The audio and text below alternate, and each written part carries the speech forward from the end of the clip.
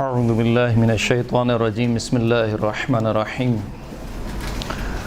الحمد للہ الاول بلا اول کان قبلہ والآخر بلا آخر یکون بعدہ الذي قصرت عن رؤيته ابصار الناظرین وعجزت عن نعته اوہام الواصفین ثم الصلاة والسلام على اشرف الانبیاء والمرسلین وخاتم النبیین سیدنا ونبینا ومولانا ومولا الثقلین جد الحسن والحسین ابی القاسم محمد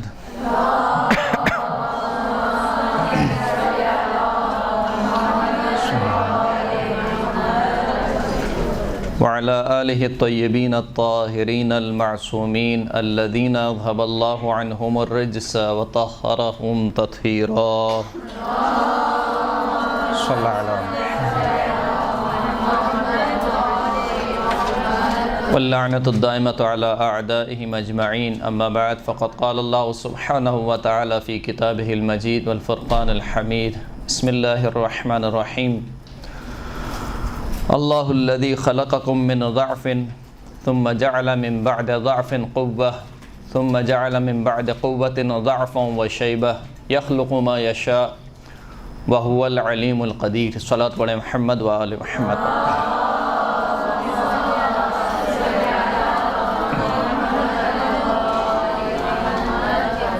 سورہ مبارکہ روم کی آیت نمبر 54 کو آپ کی خدمت میں سرنامہ کلام کے طور پر پیش کیا گیا۔ اس آیت میں خداوند کریم نے انسان کی زندگی کا پورا خلاصہ پیش کیا۔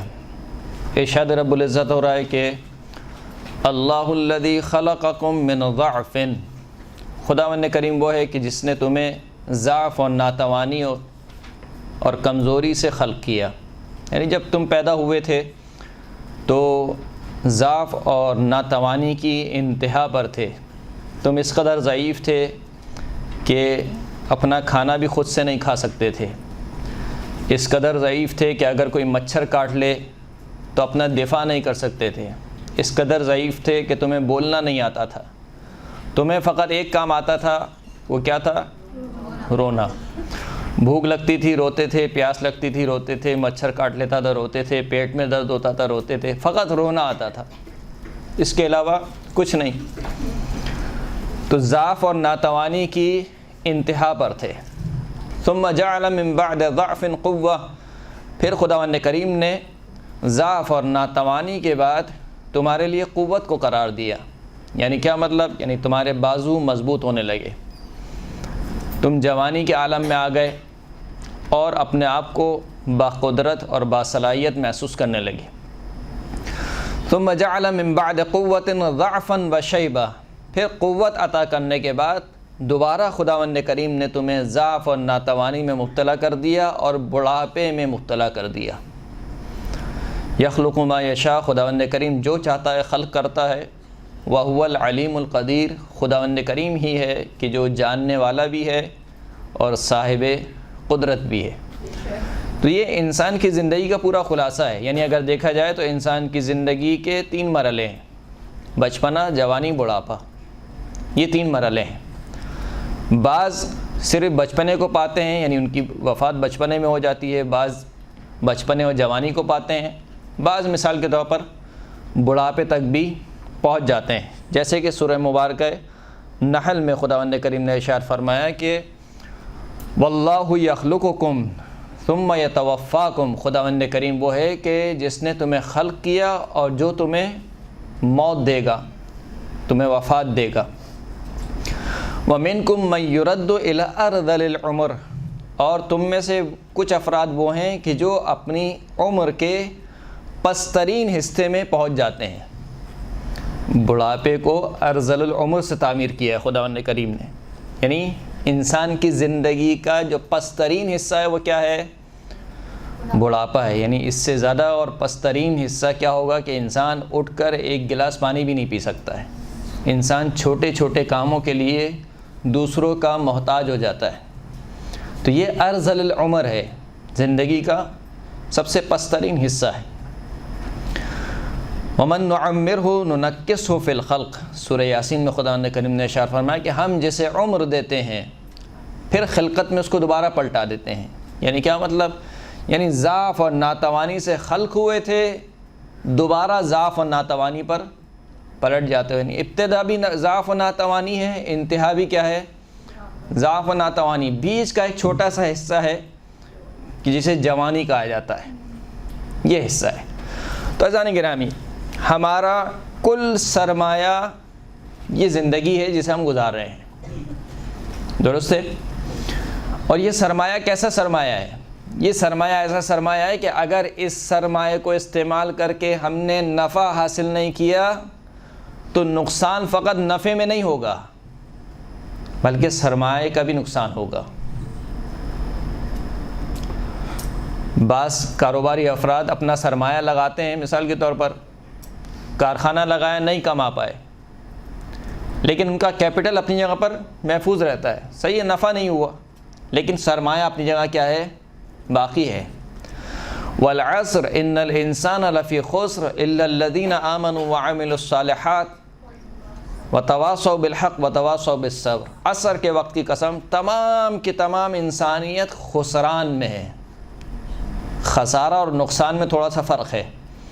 نقصان کہ جہاں پر اصل سرمایہ باقی رہے، انسان نفع نہ کمائے، اس کو نقصان کہا جاتا ہے۔ خسارہ نہ صرف نفع نہ ہو، سرمایہ میں بھی نقصان کرتا رہے۔ اس کی مثال علماء کرام دیتے ہیں برف بیچنے والے کی۔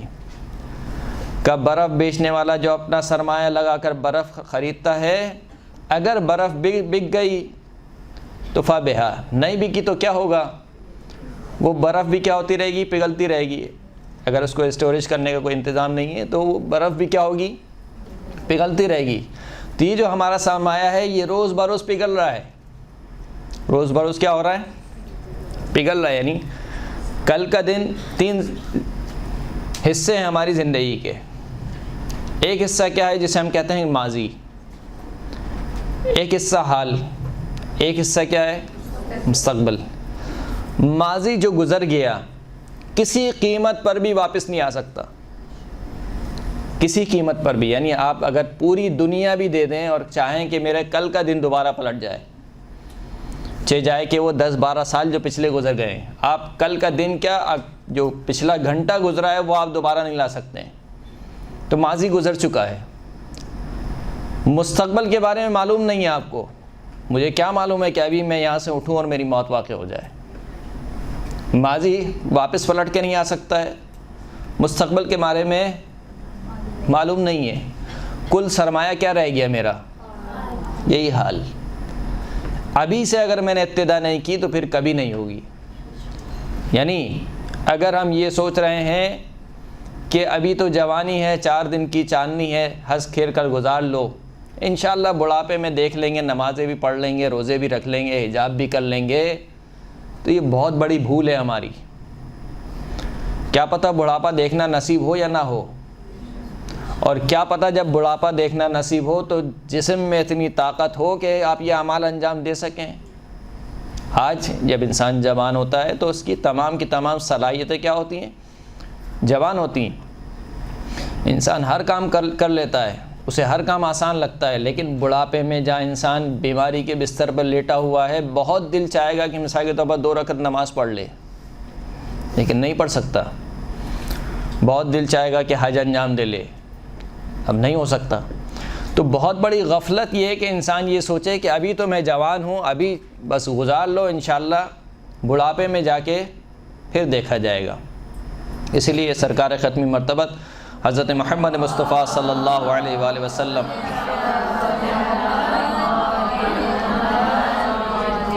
سرکار ارشاد فرماتے ہیں کہ یا ابا ذر، جناب ابو ذر کو وصیت کرتے ہوئے ارشاد فرماتے ہیں کہ یا ابا ذر کن علی عمرک اشح منک علی درہمک و دینارک۔ اے ابا ذر،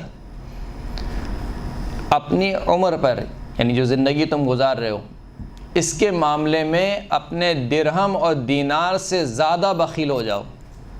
یعنی انسان اپنے پیسے کے معاملے میں کتنا بخیل ہوتا ہے، خرچ نہیں کرتا کسی کے اوپر۔ کہ اس عمر کو گزارنے میں اپنے پیسے سے زیادہ بخیل ہو، یعنی کیا مطلب؟ یعنی فضول کاموں میں زندگی کو ضائع مت کرو، بیہودہ کاموں میں زندگی کو ضائع مت کرو. وَهُمْ عَنِ اللَّغْوِ مُعْرِضُونَ. مومنین کی صفات کیا ہے؟ سورہ مومنین کی ابتدائی آیت میں وَهُمْ عَنِ اللَّغْوِ مُعْرِضُونَ، کہ وہ بیہودہ کاموں سے اپنے آپ کو بچاتے ہیں، اپنے پہلو کو بچاتے ہیں. بیہودہ کام سے مراد یہ نہیں جس کا کوئی نفع نقصان نہ ہو. حرام کام تو دور کی بات ہے، یعنی ایک انسان وقت گزارتا ہے مباحات میں مثال کے طور پر، حرام نہیں ہے لیکن بہرحال وقت گزر رہا ہے. تو یہ جو زندگی کا سرمایہ ہے یہ بہت قیمتی سرمایہ ہے. یہ اگر ہم نے ہاتھ سے گوا دیا تو پھر آخرت کی زندگی ہم حاصل نہیں کر سکتے. یا ابا ذر اغتنم خمسا قبل خمسن. رسول فرماتے ہیں کہ اے ابو ذر 5 چیزوں سے پہلے غنیمت شمار کرو. پہلی چیز کیا ہے؟ شبابہ کا قبل حرمک، اپنی جوانی کو اپنے بڑھاپے سے پہلے غنیمت شمار کرو. وصحت کا قبل سقمک، اپنی صحت اور اپنی تندرستی کو بیماری سے پہلے غنیمت شمار کرو. وغنا کا قبل فقرک، اپنی بے نیازی کو، جب اللہ نے تمہیں عطا کیا ہے تمہارے پاس آج پیسہ ہے تو اس بے نیازی کو اپنی فقیری سے پہلے، قبل اس کے کہ تم فقیر ہو جاؤ، اس کو غنیمت شمار کرو. یعنی اپنے پیسے کو صحیح جگہ پر اور صحیح طریقے سے عاقلانہ خرچ کرو. وفراغ کا قبل شغلک، اور اپنے فرصت کے ایام کو یا فرصت کے وقت کو اپنے مصروف ہونے سے پہلے غنیمت شمار کرو. الفرصت تمر کمر السحاب، فرصت ایسے گزر جاتی ہے کہ جیسے بادل گزر جاتے ہیں. وحیات کا قبل موتک، اپنی زندگی کو اپنی موت سے پہلے غنیمت شمار کرو. تو یہ ہمارا کل سرمایہ ہے جسے ہم گزار رہے ہیں. اس پوری زندگی میں بھی جو سب سے بہترین حصہ ہے ہماری زندگی کا وہ کون سا حصہ ہے؟ نوجوانی. جب انسان کی تمام صلاحیتیں جوان ہیں، انسان کی تمام قوتیں جوان ہیں، اس جوانی کو ضائع نہ کریں، کیونکہ خداوند کریم کو جوان کی عبادت بھی بہت پسند ہے اور جوان کی توبہ بھی بہت پسند ہے. یہاں تک کہ روایت میں ملتا ہے کہ اگر آپ کی کوئی قیمتی چیز گم ہو جائے، یہاں پر اکثر خواتین اگر میں مثال لوں، کسی کی مثال کے طور پر سونے کی انگوٹھی گم ہو جائے اور نہ مل رہی ہو اور 1 ہفتے بعد یا ہفتے بعد وہ مل جائے تو انسان کو کتنی خوشی ہوتی ہے. کہ خداوند کریم کو اس سے کہیں زیادہ خوشی ہوتی ہے جب اس کا بندہ توبہ کرتا ہے. کہیں زیادہ خداوند کریم خوش ہو جاتا ہے کہ میرا بندہ میری بارگاہ میں پلٹ آیا ہے. تو نوجوان کی توبہ اور نوجوان کی عبادت اللہ کو بہت پسند ہے. یہ الگ بات ہے کہ خداوند کریم نے ٹائم دیا ہوا ہے، موت سے پہلے کبھی بھی توبہ کر لو. ملک الموت سے دیکھنے سے پہلے کبھی بھی توبہ کر لو، میں تمہاری توبہ قبول کر لوں گا. لیکن اگر انسان جوانی میں توبہ کرے تو یہ توبہ زیادہ خداوند کریم کو پسند ہے. اسی طریقے سے جوانی کی عبادات خداوند کریم کو زیادہ پسند ہے، اس لیے کہ جب جوانی میں جب تمام کی تمام چیزیں جوان ہیں، انسان کا جسم جوان ہے، انسان کی خواہشات جوان ہیں اور انسان اپنی خواہشات پر قابو پاتے ہوئے خدا کی عبادت کرتا ہے، تو یہ تھوڑا سخت مرحلہ ہے. بڑھاپے میں بہرحال انسان کی کچھ صلاحیتیں بوڑھی ہو جاتی ہیں، کچھ چیزوں کی انسان کو خواہش نہیں رہتی. جو ایک جوان کی خواہش ہوتی ہیں وہ ایک بوڑھے شخص کی خواہشیں نہیں ہوتی. لہٰذا اگر بوڑھا شخص عبادت کر بھی رہا ہے مثال کے طور پر تو ایک طریقے سے فرشتے کی مانند ہو گیا کہ فرشتوں کے پاس خواہشات نہیں ہیں، انسان کو خداوند کریم نے خواہشات دی ہیں. تو یہ جو بہترین حصہ ہے ہماری زندگی کا جسے جوانی کہا جاتا ہے، اس جوانی کو بچا کر لے جائیے. بڑھاپا خود بخود سنور جائے گا. خود بخود سنور جائے گا سے مراد یہ نہیں ہے کہ آپ مثال کے طور پر بڑھاپے میں لاؤبالی ہو جائیں، نہیں. یعنی اگر آپ نے جوانی اللہ کی اطاعت میں گزار دی تو انشاءاللہ بہت امکان قوی ہیں کہ آپ کے جو بڑھاپا ہے وہ بھی اللہ کی اطاعت میں گزرے گا. یہاں تک کہ روایت کہتی ہے کہ اگر کوئی شخص کوئی مومن بوڑھا ہو جائے اور اپنے بڑھاپے کی وجہ سے کچھ اعمال انجام نہ دے سکے تو خداوند کریم ایک فرشتے کو حکم دیتا ہے کہ اس کے نامہ اعمال میں وہ سارے اعمال لکھتے جاؤ جو یہ جوانی میں انجام دیا کرتا تھا. اب اگر آپ مثال کے طور پر جوانی میں نماز شب پڑھنے کی عادی ہیں مثال کے طور پر، یا اللہ نے آج آپ کو دیا ہے، آپ ہر روز صدقہ نکالنا آپ کی عادت میں شمار ہو گیا ہے، بڑھاپے میں پہنچ کر مثال کے طور پر حالت نہیں رہی، اب نماز شب نہیں پڑھ سکتے ہیں، تو خداوند کریم کہے گا کہ اس کے نامہ اعمال میں ہر روز کی نماز شب لکھو، کیونکہ جوانی میں کیا کیا کرتا تھا؟ نماز شب پڑھا کرتا تھا، جب اس کے پاس پیسہ تھا ہر روز صدقہ دیا کرتا تھا، آج پیسہ نہیں ہے، اس کے حساب میں ہر روز کا صدقہ لکھو۔ تو یہ جو جوانی ہے یہ زندگی کی بہار ہے، اور دھوکہ انسان یہیں پر کھاتا ہے، اور بہت افسوس کے ساتھ ہمیں یہ کہنا پڑتا ہے کہ کچھ ہمارے جو گھر کا ماحول ہے، جو خاندان کا ہمارا ماحول ہے، اس میں جو بزرگ افراد ہیں وہ بھی اپنے جوان بچوں کو یہی کہتے ہوئے نظر آتے ہیں کہ ابھی تو تم جوان ہو، 4 دن کی چاندنی پھر اندھیری رات۔ اگر اس 4 دن کی چاندنی کو انسان نے اللہ کی اطاعت میں گزار لیا تو پھر انشاءاللہ اندھیری رات نہیں ہوگی، پھر 14ویں کی رات ہوگی۔ مسئلہ یہی ہے کہ ہم اس 4 دن کی چاندنی کو ہی صحیح نہیں گزار رہے ہیں، یہی 4 دن کی چاندنی ہے بھائی، اس کے علاوہ کچھ نہیں ہے۔ ہم بھی یہی سمجھانا چاہ رہے ہیں، یعنی جو چیز آپ سمجھ رہی ہیں کہ یہی 4 دن کی چاندنی ہے، یعنی آپ سے مراد یعنی جو بزرگ خاتون ہیں یا بزرگ افراد ہیں گھر کے جو سمجھ رہے ہیں کہ یہی 4 دن کی چاندنی ہے، تو ہم بھی یہی سمجھانا چاہ رہے ہیں کہ بھائی یہی 4 دن کی چاندنی ہے، میرا کل سرمایہ یہی ہے، اگر اس کو بھی میں نے ضائع کر دیا تو میں خسارے اور نقصان میں ہوں۔ مولا کائنات امیر المؤمنین علی ابن ابی طالب علیہ السلام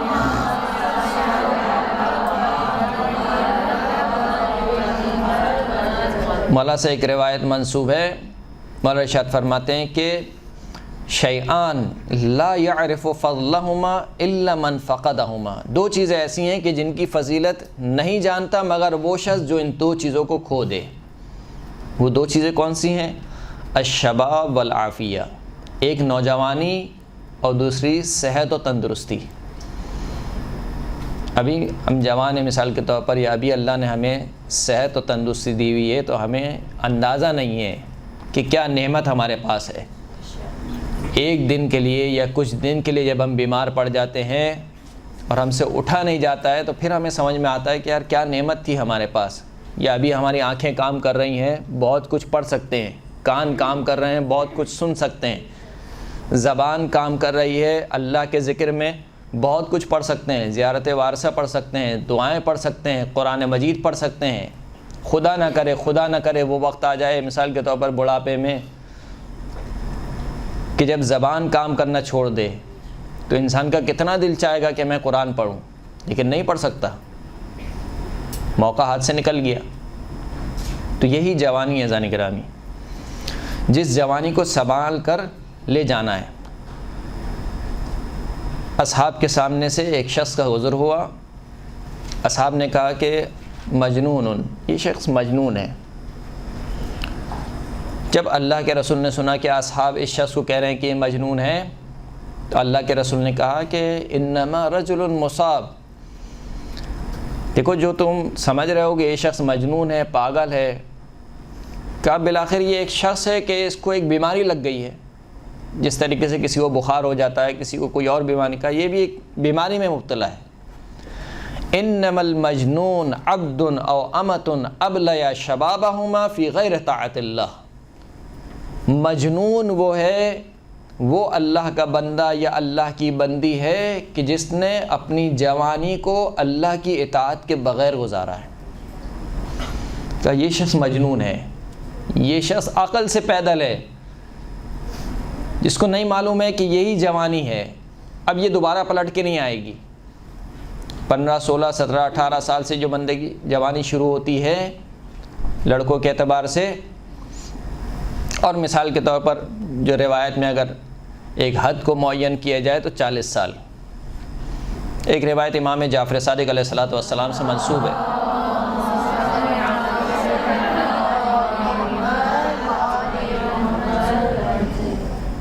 امام فرماتے ہیں کہ اذا بلغ الرجل 40 سنہ، اگر کوئی شخص 40 سال کا ہو جائے، ولم یغلب خیرہ شرہ، اور 40 سال ہونے کے بعد اس کی نیکیاں اس کی برائی پر غالب نہ ہوں. یعنی اگر 40 سال کا نامہ اعمال نکالا جائے کہ اس نے کتنی نیکیاں کی ہیں کتنی برائیاں کی ہیں، تو اس کی برائیاں زیادہ ہوں، نیکیاں کم ہوں. قبل الشیطان بین عینیہ، ایسے شخص کو شیطان اس کی پیشانی پر بوسہ دیتا ہے اور کیا کہتا ہے؟ قال ھذا وجہ لا یفلح، یہ وہ چہرہ ہے جو کبھی کامیاب نہیں ہو سکتا. اب سوچیے، یعنی 40 سال ایک طریقے سے حد معین ہو گئی. 40 سال تک کیا ہو گیا؟ حد معین ہو گئی کہ اگر آپ کا خیر آپ کے شر پر غالب نہ آیا تو اس کا مطلب ہے کہ شیطان کامیاب ہو گیا. پھر شیطان کہتا ہے کہ یہ چہرہ جو ہے وہ کبھی کامیاب نہیں ہو سکتا. پھر امام فرماتے ہیں، ایک اور روایت منسوب ہے امام سے کہ ما من شاب ینشأ فی طاعت اللہ حتی یموت علی ذلک الا اعطاہ اللہ اجر 99 صدیقا. کوئی جوان ایسا نہیں ہے کہ جو اپنی جوانی کو اللہ کی اطاعت میں گزارے یہاں تک کہ اسی اطاعت پر اس کو موت واقع ہو جائے، مگر یہ خداوند کریم اس کو 99 صدیقین کا اجر عطا کرتا ہے. 99 صدیقین کا اجر. صدیقین انشاءاللہ کبھی موقع ملا تو آپ کی خدمت میں عرض کروں گا کہ ایک ہے صادق کہ صدیقین. صدیق ایک مقام ہے، جیسے نبوت، امامت یہ ایک عہدہ الہی ہے، اسی طریقے سے صدیقین بھی ایک عہدہ ہے، ایک مقام ہے، ایک منصب ہے. وَمَن يُطِعِ اللَّهَ وَالرَّسُولَ أُولَٰئِكَ مَعَ الَّذِينَ أَنْعَمَ اللَّهُ عَلَيْهِم مِّنَ النَّبِيِّينَ وَالصِّدِّيقِينَ وَالشُّهَدَاءِ وَالصَّادِقِينَ وَحَسُنَ أُولَٰئِكَ رَفِيقًا. جو بھی اللہ کی اطاعت کرے، اللہ کے رسول کی اطاعت کرے، ایسا شخص قیامت میں ان لوگوں کے ساتھ ہوگا کہ جن پر اللہ نے اپنا انعام کیا، اپنا فضل کیا. وہ کون لوگ ہیں؟ من النبیین، نبیوں میں سے، والصدیقین، صدیقین میں سے، والشہداء والصادقین، اور شہداء میں سے، والصالحین. وحسن اولئک رفیقا، اور یہ کتنے ہی اچھے ہم نشین ہیں. تو کہا کہ جو اللہ اور اللہ کی اطاعت کرے، اللہ کے رسول کی اطاعت کرے، یہ نہیں کہا کہ وہ صدیقین میں سے ہوگا، کہا کہ صدیقین کے ساتھ ہوگا. اس کا مطلب ہے کہ صدیق ایک مقام ہے خدا کے نزدیک، اس لیے کہا جا رہا ہے کہ اطاعت گزار ان کے ساتھ ہوگا. وَاذْكُرْ فِي الْكِتَابِ إِبْرَاهِيمَ إِنَّهُ كَانَ صِدِّيقًا نَبِيًّا. ابراہیم کو یاد کرو ہماری کتاب میں کہ ابراہیم صدیق بھی تھے اور نبی بھی تھے. تو بہرحال ایک اور روایت جو منسوب ہے مولا کائنات امیر المؤمنین علی ابن ابی طالب علیہ السلام سے،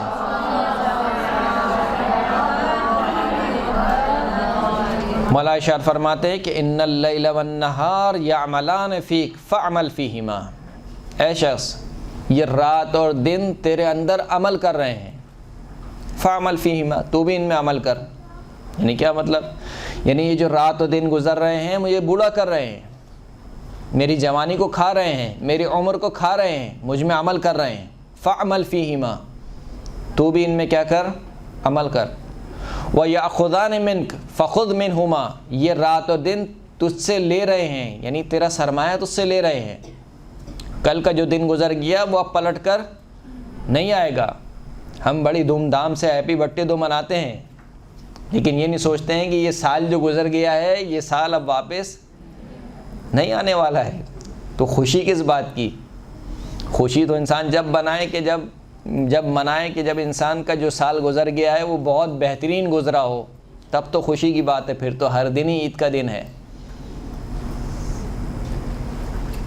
تو مولا فرماتے ہیں کہ دیکھو یہ رات و دن تمہارے اندر عمل کر رہے ہیں، تم سے لے رہے ہیں، تم بھی ان میں عمل کرو اور تم بھی ان سے اپنا سرمایہ لو، توشہ آخرت جمع کرو. بس جو آج کی گفتگو کا ہمارا موضوع تھا، میں نے بہت طول دیا، معذرت میں چاہتا ہوں کہ گزشتہ خامیوں کو کس طریقے سے اس کا جبران کیا جائے، تدارک کیا جائے، اور آئندہ کی زندگی کیسے گزاری جائے. گزشتہ جو گزر گیا، جیسے کہ میں نے عرض کیا کہ وہ اب ماضی کا حصہ بن چکا ہے. اب جو نماز آپ نے اپنے وقت میں نہیں پڑھی ہے وہ دوبارہ وہ وقت واپس نہیں آ سکتا ہے، درست ہے. تو اس میں اگر ہم سے خطائیں ہوئی ہیں تو وہ خطائیں 3 قسم کی ہیں.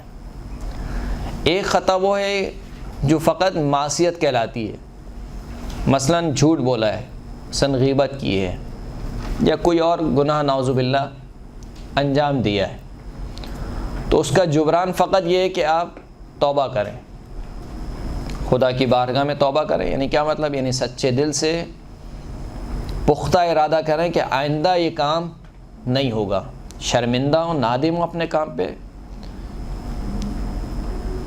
بارگاہ الہی میں راز و نیاز کریں، اپنے گناہوں پر روئیں، گریہ کریں، ندامت کا اظہار کریں، اور پختہ ارادہ کریں کہ اب آئندہ یہ کام نہیں ہوگا۔ یہ توبہ ہے۔ تو اگر کوئی ایسی خطا ہے تو اس کا جبران فقط توبہ ہے۔ ایک خطا وہ ہے کہ جو فقط خطا نہیں ہے، اس کے ساتھ کچھ پلینٹی بھی لگ جاتی ہے توبہ کے علاوہ، مثلا نماز نہیں پڑھی ہیں، روزے نہیں رکھے ہیں، مثال کے طور پر خمس نہیں دیا، زکوٰۃ نہیں دی، حج انجام نہیں دیا، تو اس میں توبہ کے ساتھ آپ کو کیا کرنا پڑے گا؟ ان کی قضا کرنا واجب ہے۔ نمازیں نہیں پڑھی ہیں مثال کے طور پر 4 سال 5 سال، اپنا حساب کریں اور نمازوں کو ابھی سے پڑھنا شروع کریں۔ اس امید پہ نہ رہے کہ انشاءاللہ میں مر جاؤں گا تو گھر والے پڑھوا لیں گے کسی سے، گھر والے نہیں پوچھتے کسی کو۔ یہ حقیقت ہے، جب انسان مٹی کے نیچے چلا جاتا ہے تو پھر ختم ہو جاتا ہے۔ پھر گھر والے بھی کب پوچھتے ہیں؟ سویم والے دن، چیلم والے دن، برسی والے دن، پھر اس کے بعد کیا؟ آہستہ آہستہ وہ بھی ختم ہو جاتا ہے۔ جمعرات کی فاتحہ میں اگر آپ کو یاد رکھ لیا تو بڑی بات ہے،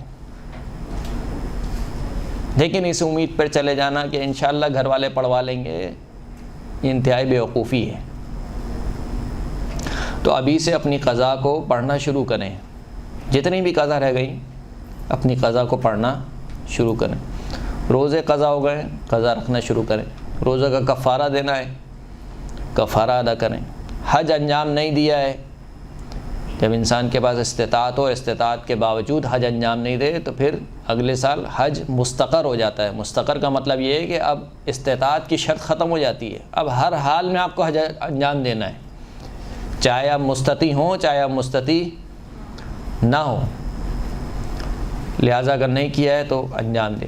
بہرحال یہ جو عبادات انجام نہیں دی ہیں، اگر ان کی قضا موجود ہے تو ان کی قضا انجام دے۔ یہ تو حقوق اللہ ہو گئے۔ دوسرا ہو گیا حقوق العباد۔ کسی کا مال کھایا ہے مثال کے طور پر، یا بچپنے میں، یا مثال کے طور پر جب انسان نیا جوان ہوتا ہے، اسے نوجوان کہا جاتا ہے، اسکول کے ٹائم پیریڈ میں یا مثال کے طور پر کالج کے ٹائم پیریڈ میں کسی کا مال لے لیا، کسی کی کاپی لے لی، کسی کا پینسل لے لیا، یا کسی کے پیسے لے لیے، یا کسی دکاندار کو مثال کے طور پر پیسے نہیں دیے، یہ حقوق الناس ہیں، ان کو ادا کریں۔ اگر جانتا ہے جائے، ادا نہیں کر سکتا ہے تو اس سے مصالحت کرے کہ میں نے فلاں فلاں تاریخ کو مثال کے طور پر ایسا ایسا ہوا تھا، کچھ پیسے میری طرف نکلتے ہیں آپ کے، میں وہ پیسے ادا نہیں کر سکتا ہوں، تو یا تو آپ مجھے ٹائم دیجئے یا پھر وہ مجھے معاف کر دیجئے۔ اس کو مصالحت کہتے ہیں، ان کے ساتھ بیٹھ کے مصالحت کرے۔ جانتا ہے دے سکتا ہے پیسے تو لوگوں کے پیسوں کو واپس کرے۔ اگر نہیں جانتا ہے، یعنی اب واپس لوٹانا ممکن نہیں ہے، یعنی مثال کے طور پر جانتا ہی نہیں ہے وہ شخص کہاں رہتا ہے، کہاں چلا گیا، یا اس دنیا میں ہے بھی یا نہیں ہے، تو پھر عنوان آ جاتا ہے کس کا؟ رد مظالم کا۔ رد مظالم یعنی مثال کے طور پر انسان اندازہ لگائے کہ 1000 روپے، 2000 روپے، 10,000 روپے نکلتے ہیں لوگوں کے میری طرف، یہ 10,000 روپے رد مظالم کے عنوان سے اپنے مجتہد کو دے کہ یہ رد مظالم ہے، جیسے خمس آپ دیتے ہیں اس طریقے سے یہ رد مظالم ہے، تو اس کو ادا کریں۔ تو یہ تو گزشتہ کی زندگی ہو گئی جو آپ گزار چکے ہیں۔ اب کیا پروگرام، یعنی آگے آپ کو کیا کرنا ہے؟ اچھا، اس میں ایک بات اور میں عرض کر دوں کہ یہ بھی توفیق الہی ہے، اور اس میں جتنا انسان اللہ کا شکر ادا کرے اتنا ہی کم ہے کہ انسان متوجہ ہو جائے کہ میں غلط ٹریک پہ جا رہا ہوں۔ خداوند کریم نے انسان کے ساتھ ایک ضمیر دیا ہوا ہے، وہ جگاتا تو رہتا ہے انسان کو کہتا رہتا ہے کہ یہ کام غلط کیا ہے، فلاں کے ساتھ تم نے ایسا کیا، صحیح نہیں کیا، آج نماز نہیں پڑھی، صحیح نہیں کیا. لیکن جب انسان اس ضمیر کی آواز نہیں سنتا ہے تو پھر بالآخر کیا ہوتا ہے؟ ضمیر بھی سو جاتا ہے.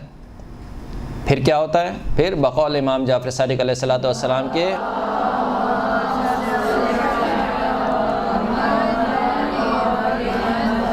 کہ وہ جو سیاہی ہوتی ہے وہ سیاہی پورے دل پر پھیل جاتی ہے. وہاں فرماتے ہیں جب انسان پہلی مرتبہ گناہ انجام دیتا ہے تو ایک نقطہ انسان کے دل پر بنتا ہے سیاہ رنگ کا. توبہ کر لے تو دوبارہ مٹ جاتا ہے، توبہ نہیں کرتا ہے تو وہ سیاہ رنگ کا نقطہ بڑا ہوتا رہتا ہے جتنی بار انسان گناہ انجام دیتا رہتا ہے. یہاں تک کہ ایک وقت ایسا آتا ہے کہ پورا دل انسان کا کیا ہوتا ہے؟ سیاہ. جب یہ اس مرحلے پر انسان پہنچ جائے تو اس سے بڑھ کر کوئی عذاب نہیں ہے انسان کے لیے. یعنی آپ سوچیں کربلا میں کتنے خطبے دیے امام نے، شب عاشور بھی خطبے دیے، روز عاشور بھی خطبے دیے. جہاں مولا کو موقع ملا خطبے دیتے رہے. نہ صرف خود خطبے دیتے رہے، اپنے اصحاب سے کہا کہ جاؤ ان کو جا کے سمجھاؤ، لیکن سامنے والے کے سر پہ جونگ نہیں رکھی. کیوں؟ حرام سے بڑھ گئے، یعنی قساوت قلب جسے بولتے ہیں. انسان ہدایت کو قبول کرنے کی صلاحیت کھو بیٹھے، یہ خدا کا سب سے بڑا عذاب ہے. پسر سعد امام کہہ رہے ہیں کہ تو کیا کرنے جا رہا ہے؟ کہا نہیں یہ کام نہیں کروں گا تو میرا گھر برباد ہو جائے گا. کہا میں ضمانت دیتا ہوں، زمینیں چھین لی جائیں گی، میں ضمانت دیتا ہوں، مال و دولت میرا لے لیا جائے گا، میں ضمانت دیتا ہوں. یعنی امام ساری چیزوں کی ضمانت دے رہے ہیں، اس کے باوجود وہ کہہ رہا ہے کہ نہیں مجھے تو رائے کی حکومت پسند ہے. یعنی انسان قساوت قلب میں کس منزل پر پہنچ چکا ہے کہ امام معصوم کی بات اس کے دل پر اثر نہیں کر رہی ہے. تو یہ ایک انتہائی نعمت اور شکر ہے کہ انسان کتنی جلدی متوجہ ہو جائے کہ نہیں میں جو زندگی گزار رہا ہوں اس طریقے سے زندگی نہیں گزارنی ہے. اور ایک ڈرائیور جب مثال کے طور پر اس کو مشرق کی طرف جانا ہو اور وہ مغرب کی طرف جا رہا ہو تو جتنی تیزی سے جائے گا اتنا ہی منزل سے کیا ہوتا رہے گا؟ دور ہوتا رہے گا. اور جتنی جلدی اس کو معلوم ہو جائے کہ میں غلط ٹریک پہ جا رہا ہوں اتنی جلدی اس کو واپس پلٹنا اس کے لیے کیا ہے؟ آسان ہے. جتنا دور ہوتا جائے گا اتنا مشکل ہوتا چلی جائے گی.